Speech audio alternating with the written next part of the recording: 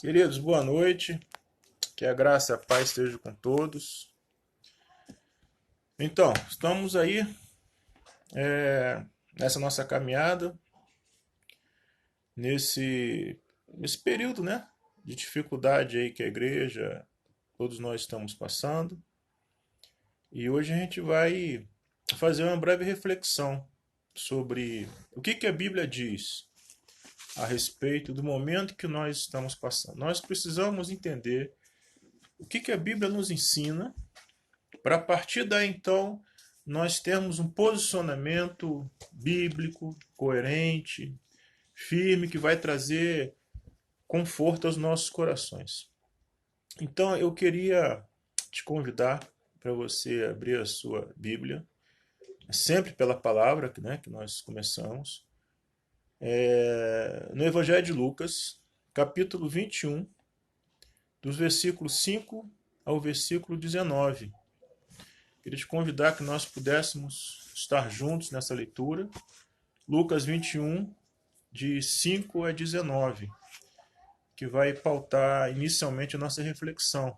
A palavra fala assim, Lucas 21, de 5 a 19. Nós estamos usando aquela versão, né? Nós costumamos usar na congregação, NVT. Não é a linguagem de hoje, né?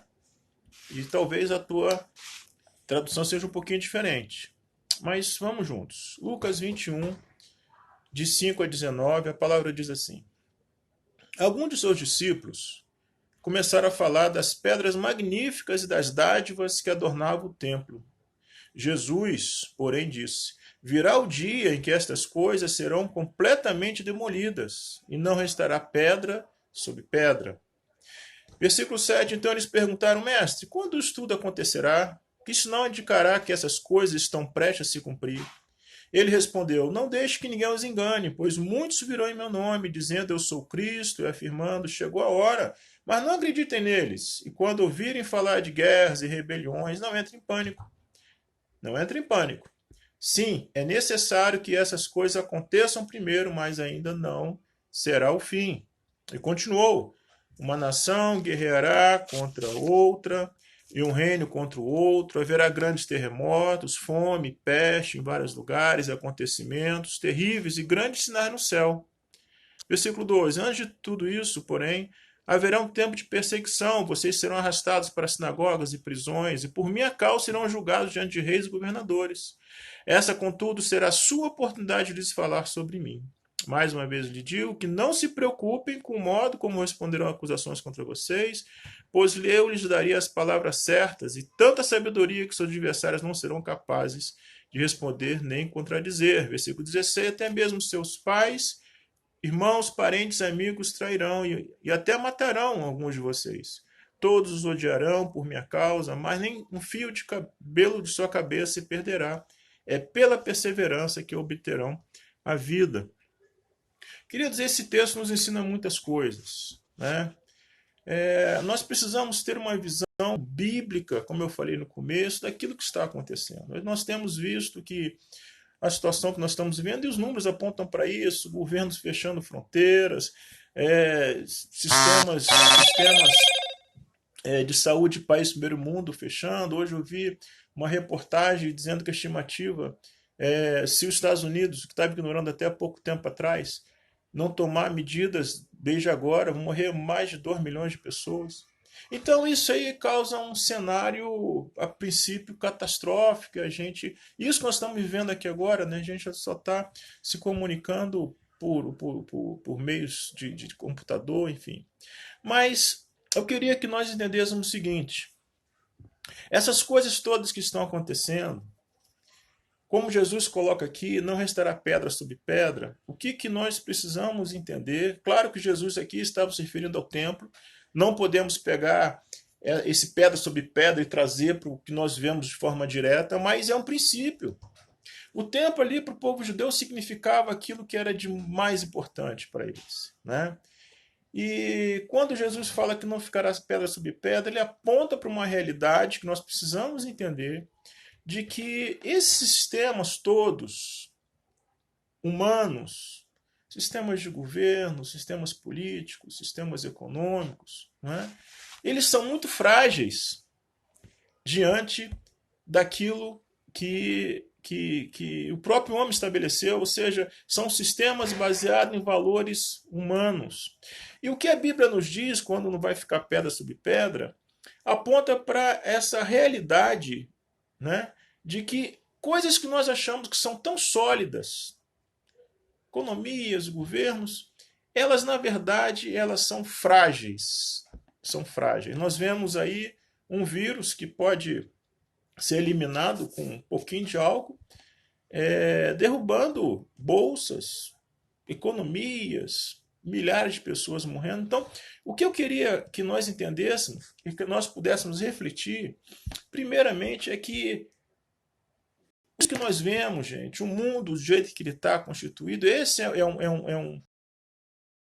coisa que nós vamos entender, não é? Ele é frágil, né? É baseado em cima de valores, de princípios que são frágeis, ou seja, para a gente é um aviso de Deus, olha, não coloca a sua esperança em coisas tão frágeis, porque um simples vírus pode mudar totalmente a realidade. Então esse é o primeiro aspecto, né? A gente olhar para a realidade e ver que esse mundo é frágil, mas nós temos algo que nos dá segurança, que é a palavra de Deus. Aqui, Lucas, como eu falei, não ficará pedra sobre pedra, né? Mostra toda essa fragilidade do sistema. Eu queria voltar aqui a um ponto, no versículo 5 e versículo 6, a palavra fala assim: alguns de seus discípulos, como eu falei, né, versículos, não restará pedra sobre pedra. Então eles perguntaram, mestre, quando tudo isso acontecerá, que sinal indicará que essas coisas estão para se cumprir? Versículo 8, não se deixe que ninguém os engane, pois muito virão em meu nome dizendo sou Cristo, afirmando chegou a hora, mas não acreditem neles. E quando ouvirem falar de guerras, rebeliões, não entrem em pânico. Aqui, o que Jesus nos ensina, gente, é que muitas coisas vão acontecer, não é o fim do mundo, muitas coisas estão para acontecer, mas nós não podemos, não devemos entrar em pânico, né? Eu vejo que alguns irmãos estavam conversando com uma pessoa, ele acordou e começou a ter percepções que o mundo estava acabando, isso acaba tomando o nosso coração. A verdade é, a palavra está se cumprindo. Versículo 11 e 12, a palavra diz assim: haverá grandes terremotos, fome e peste em vários lugares, acontecimentos terríveis, grandes sinais no céu. Antes de tudo isso, porém, haverá um tempo de perseguição. Vocês serão arrastados para sinagogas e prisões por minha causa. Ou seja, nós estamos muito longe, né, desse fim. Basicamente, o que está acontecendo mostra a fragilidade dos sistemas humanos, onde nós temos colocado no nosso coração. Então é hora da gente refletir, hora da gente pensar e ver onde é que realmente nós temos colocado no nosso coração. Se é na palavra de Deus ou se em coisas que realmente são falhas, são humanas e passam. Então, acho que isso é importante, a gente entender esse momento em que é revelada essa fragilidade humana. 2 Timóteo 3,16 é um texto por demais conhecido, e fala que a palavra de Deus ela é útil para nos ensinar, para nos repreender, para nos corrigir, para nos educar e nos habilitar toda boa obra. Boa obra, Romanos 6,22, é tudo aquilo que vem da salvação e contribui para a nossa santificação. Então, eu queria que nós pudéssemos aprender agora do apóstolo Paulo. Apóstolo Paulo, vamos lá para 2 Coríntios capítulo 6. Apóstolo Paulo, nós conhecemos bem a história dele. Ele foi um homem, um servo, em que ele passou por situações muito difíceis, muito difíceis. Ele tem muito a nos ensinar como é que nós devemos lidar com as aflições, lidar com essas situações que parecem fugir do nosso controle. Então, essa nossa reflexão tem essas duas partes. Na primeira parte, que nós entendamos como é que nós devemos enxergar a situação que nós estamos vivendo, né? Sem pânico, né? Mas com aquele foco que a palavra de Deus tem dito, de que os sistemas humanos são frágeis e não é nessas coisas que nós devemos colocar o nosso coração. Uma vez que nós entendemos e vemos que não é o fim, isso não é só o começo das dores, não é? A gente precisa ver como é que nós podemos tratar o nosso coração para que nós possamos viver de uma forma tranquila, porque nós somos pais, nós somos mães, nós somos chefes, nós somos funcionários, nós exercemos algum tipo de influência sobre outras pessoas, nós como cristãos, nós temos um testemunho a dar. E isso é muito importante. Então eu queria te convidar aí a 2 Coríntios, capítulo 6. Nós vamos tratar de alguns versículos, mas inicialmente eu queria tratar apenas dos primeiros 2 versículos, 2 Coríntios 6. Como cooperadores de Deus, suplicamos a vocês que não recebam em vão a graça de Deus, pois Deus diz: no tempo certo eu ouvi, no dia da salvação eu lhe dei socorro. De fato, agora é o tempo certo, hoje é o dia da salvação. Eu estava me preparando, estudando esse texto, e aqui é muito interessante, porque Paulo aqui, nesse texto, 2 Coríntios 6,2, ele se identifica com Isaías. Lá em Isaías 49,8, Isaías é o profeta, então ele está profetizando para aquelas pessoas que estavam no exílio, precisando de uma salvação. Aqui é a mesma coisa, logo o contexto é diferente, mas o princípio é o mesmo. E aqui, quando nós investigamos esse texto, a gente vai ver que no desdobramento do texto, o que Paulo nos ensina aqui é que essas coisas que nós vivemos, e ele vai exemplificar com a própria vida um pouco mais na frente, a perseverança que deve tomar conta da nossa vida, ela faz parte dessa caminhada até nós chegarmos o dia de nós estarmos com Cristo. É interessante, de novo, Romanos 15,4, a palavra diz que as Escrituras, tudo que foi escrito nas Escrituras há muito tempo atrás, é para nos dar ânimo e esperança. Então essas histórias que Paulo ele resgata lá de Isaías, dentro daquele contexto de exílio, onde as pessoas estavam realmente desesperadas, tentando voltar para a sua terra, então Deus levantou Isaías como profeta. Paulo ele toma esse papel para si e ele diz para os coríntios, olha, a salvação veio, até porque 2 Coríntios 5 foi um texto que trata exatamente disso. A salvação veio, só que nós temos agora um caminho até nos encontrarmos com Cristo, e nesse caminho nós precisamos perseverar. Esse é o ponto. Nós precisamos entender como é que tem que ser a nossa atitude de cristão frente às dificuldades, de forma que Cristo seja glorificado na nossa vida. Perseverança em meio às aflições. Essa é algo que nós precisamos pensar e refletir. Porque naquele contexto lá de Isaías, o que aconteceu, se a gente for estudar aquele texto lá de Isaías 49, ali Deus está purificando o seu povo. Deus está separando aqueles que tinham apenas tido uma aceitação inicial e superficial da palavra e aqueles que iriam perseverar. Então, as aflições, uma vez que nós entendemos o que está acontecendo biblicamente, daqui até o dia de com Cristo estarmos, vamos passar por muitas aflições, muitas dificuldades. E nós precisamos entender que a perseverança, Mateus 24, 44, fala sobre isso. A perseverança, gente, a fidelidade em meio às aflições é a marca dos salvos. É a marca daquelas pessoas que realmente se voltaram para Cristo. Ou seja, as aflições, as dificuldades não devem trazer desespero para a gente. Tem que trazer aquela convicção de que Deus cuida de nós. Perseverança em meio às aflições é o que firma a nossa fidelidade a Deus. É onde nós vamos ver realmente daquilo que nós somos feitos. Nós temos Colossenses 1, 3 a 5, que deixa claro que o que move a nossa fé, o que move o nosso amor, é a esperança do porvir. Não é uma esperança passiva, mas é uma esperança ativa. Quando nós falamos que nós temos que esperar em Deus, não é ficar sentado, não. Nós temos que orar, nós temos que trabalhar. A esperança do cristão é uma esperança ativa. Eu quero trabalhar um pouquinho com os amados aqui, Romanos 5, os 5 primeiros versículos. Essa é a breve reflexão, gente. Não é uma pregação, aqui na nossa igreja a gente se reúne terça-feira para orar, né? Então, como a gente não pode orar junto aqui, eu trouxe essa breve reflexão. Tá? Então, Romanos 5, de 1 a 5, fala assim: portanto, uma vez que pela fé fomos declarados justos, temos paz com Deus por causa daquilo que Jesus Cristo, nosso Senhor, fez por nós.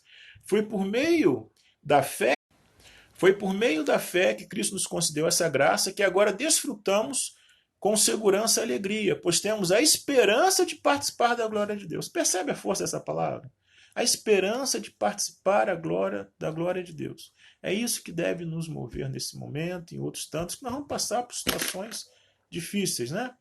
Também nos alegramos ao enfrentar dificuldades e provações, pois sabemos que contribuem para desenvolvermos a perseverança, e a perseverança produz caráter aprovado, e o caráter aprovado fortalece nossa esperança, e essa esperança não nos decepcionará, pois sabemos quanto Deus nos ama, uma vez que Ele nos deu o Espírito Santo para encher o nosso coração com amor.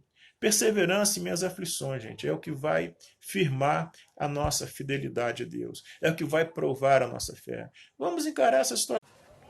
Vamos encarar essa situação que nós estamos vivendo com o cuidado necessário, né? Mas descansando na soberania de Deus. A diferença, gente, que eu tenho trabalhado na igreja entre o cristão autêntico, firme na palavra, é como ele vê as situações, quando ele se depara com alguma situação. Romanos 8:28, a palavra diz que tudo coopera para o bem daqueles que amam a Deus. Precisamos entender esse texto.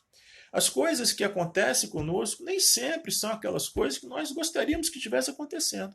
Mas a palavra é fiel e diz: tudo coopera para o bem daqueles que amam a Deus, são chamados segundo o seu propósito. No Romanos 8:29, logo a seguida, vem o nosso bem. E é nós nos sermos conformados à imagem de Cristo. Então, guarda isso no teu coração. Se você guardar isso no teu coração, acho que é algo que pode fazer diferença na sua vida, tem feito diferença na minha vida, tem feito a diferença na vida de muitas pessoas que nós temos conversado. A forma como nós olhamos para as aflições define aquilo que nós seremos.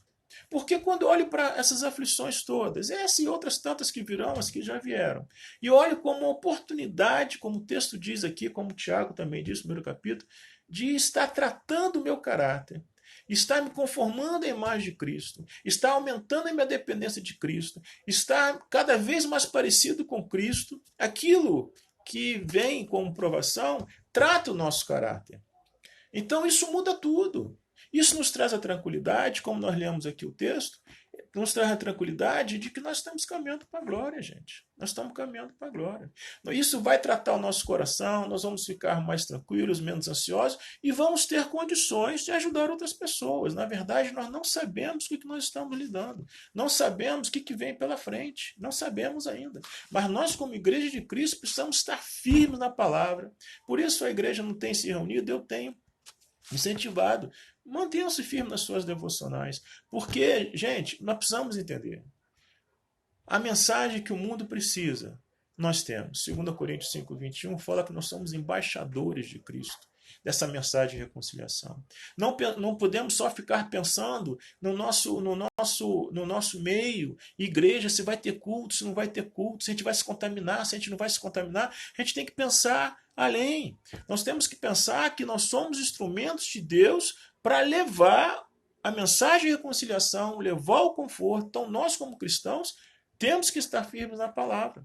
E para estarmos firmes na palavra, eu vejo que tem muita gente entrando agora, eu vou rapidamente revisar. Precisamos entender que essa coisa toda que está acontecendo é algo que Deus nos ensinou, que é tão somente para mostrar a fragilidade dos sistemas humanos, mas não é o fim, não é apocalipse, isso vai passar, muita gente vai morrer, é o que as estatísticas mostram, mas uma vez que nós entendemos isso, a gente pode ficar mais tranquilo para que nós possamos agir de acordo com o que a palavra nos orienta. E esse movimento que nós temos que ter, como nós estamos falando aqui, é você olhar para essa situação e saber que todas as aflições, quando são bem entendidas por nós, é para tratar o nosso caráter, aumentar a nossa dependência de Deus, nos fazer mais parecidos com Cristo. E por fim, gente, o que acontece? Nós temos uma responsabilidade com a sociedade. Né? Eu vejo, infelizmente, alguns líderes cristãos, né, espiritualizando muitas coisas. A questão de nós termos fé não implica que nós não tenhamos a nossa prevenção. José estocou comida no Egito quando veio fome, porque a fome que viria. Noé fez a arca, 120 anos construindo a arca. Então nós precisamos também conversar com nossos irmãos, né? Nossos irmãos cristãos, e ressaltar a importância do testemunho cristão nessa hora. Nós temos que estar preparados, sólidos, firmados na palavra, para sermos fonte de tranquilidade e segurança para a nossa vizinhança, para a nossa família e testemunharmos de Cristo. Como nós colocamos aqui, o que é importante nessa hora é que a glória de Cristo se manifesta em nossa vida por meio das nossas reações. Para terminar, gente, eu queria voltar aqui ainda em 2 Coríntios, para trabalhar essa verdade, né? Que a nossa vida como cristão, ela tem alguns paradoxos, né? Nós temos aqui 2 Coríntios 6, de 8 a 10, fala assim: servimos, quer as pessoas nos honrem, quer nos desprezem, quer nos difamem, quer nos elogiem. Somos chamados de impostores, apesar de sermos honestos. Somos tratados como desconhecidos, embora sejamos bem conhecidos. Vivemos à beira da morte, mas ainda estamos vivos. Fomos espancados, mas não mortos. Nosso coração se entristece, mas sempre temos alegria. Somos pobres, mas enriquecemos a muitos outros. Não possuímos nada e, no entanto, temos tudo. É poético, é lindo, é maravilhoso essas palavras. E, além disso, mostra o que é ser cristão. Paulo aqui vivia outro problema. Aqui ele não está falando de epidemia, pandemia. Era um problema sério que ele estava tendo com a igreja de Coríntios. Alguns falsos mestres já se levantando contra ele. E ele então, mas aqui ele mostra com a sua vida. E no final, ele pede para aqueles que a igreja que o estava rejeitando, que abrisse o coração para ele. Ele mostra o coração pastoral. Então aqui, ele mostra com a sua vida como que nós devemos encarar a realidade que nós vivemos atualmente. A vida do cristão, quem disse que é uma vida de mar de rosa, você se converte, você não fica doente, você não fica pobre, mentiu. Não é isso, nós estamos no mundo caído, esse mundo é inimigo de Deus, nós estamos no território que precisa ser transformado. Mas veja bem, Paulo, nada do que acontecia com ele o tirava do rumo de se conformar a Cristo. Chamado de impostor, ele era honesto. Tratado como desconhecido, era bem conhecido. À beira da morte, mas estava a vida. O coração se entristecia, mas sempre com alegria. Então, qual é o peso? Né? Como é que essa coisa se equilibra? Tanta coisa ruim de um lado e fica equilibrado. É a consciência, a convicção, do que eu tenho colocado aqui, né, no item anterior, de que nós precisamos aprender a treinar o nosso coração, olhar para tudo em volta e ver oportunidades de tratarmos nosso caráter, de nos tornarmos mais parecidos com Cristo, aumentar a nossa dependência de Deus, aumentar a nossa fé, oportunidades que nós temos de comunicar conforto, comunicar segurança para as pessoas que estão à nossa volta. Amém, queridos? Então, o que eu gostaria de colocar para vocês é que alguém pediu para Timóteo, 2 Timóteo 3,16, né? A Vanusa pediu aqui para repetir, 2 Timóteo 3,16.